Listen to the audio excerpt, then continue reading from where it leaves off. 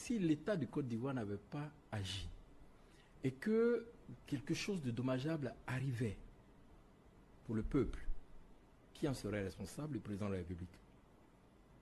Garant des institutions, mais garant de l'intégrité territoriale. Il a prêté serment pour cela. Vous comprenez? Mais s'il s'était produit des dégâts qui entraînaient mort d'hommes, dégâts matériels, chamboulement et effondrement des institutions républicaines, la première personnalité à qui le peuple du Côte d'Ivoire aurait posé la question allait être le président de la République et le gouvernement. Mais on vous a élu, mais qu'est-ce que vous faites pour la sécurité des Ivoiriens? Une série d'attaques armées a ciblé des postes de police et de gendarmerie dans les localités de Bingerville, Cocody, Azagué, Fresco, Ndotré, Adzopé et Songon.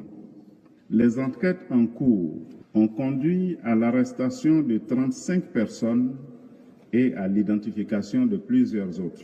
Parmi les instigateurs de ce projet de déstabilisation figurent Damana Picasse, en exil au Ghana, Stéphane Kipré, en exil, Lobognon Henri, recherché, lieutenant Payé Emmanuel, recherché.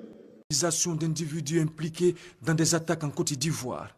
Ils ont à leur actif l'attaque des positions des forces de sécurité et de défense à l'ouest, du commissariat du 17e arrondissement de Yopougon-Niangon, du commissariat de Dabou et de la ville de Dabou.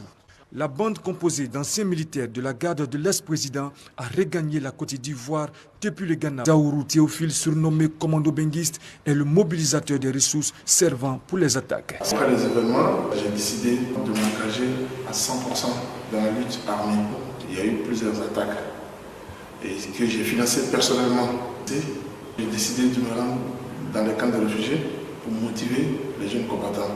Ces derniers temps, je suis arrivé au Ghana. Avec les anciens que je connaissais, j'ai appris qu'il y a quelque chose qui devait se faire normalement après les fêtes. À compter de ce jour, notre pays, la Côte d'Ivoire, sera dirigé pendant une période transitoire par le Conseil pour la souveraineté nationale. À partir de cet instant, le chef de l'exécutif de Côte d'Ivoire est votre modeste serviteur, colonel Abbaye Jean-Noël. Les informations qui étaient à ma possession sur ce qui se préparait. Et cela peut apparaître comme un manquement de ma part. Et je le reconnais, je suis prêt à présenter des excuses à Monsieur le ministre d'État. Les documents qui ont été saisis au cours de la perquisition à mon domicile à Lomé